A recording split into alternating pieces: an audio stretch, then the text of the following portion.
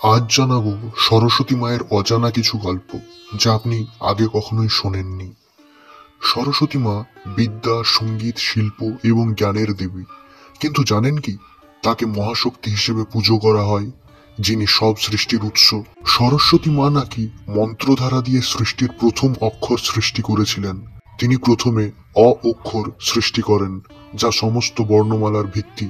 এছাড়াও সরস্বতী মায়ের অগ্নি পূজা করার এক বিশেষ রীতি রয়েছে, যা পুরাণ অনুসারে তাকে শক্তি ও দানশীলতা প্রদান করে। দেবী সরস্বতী মাটির উপর বসে থাকেন, একটি হংসের পিঠে।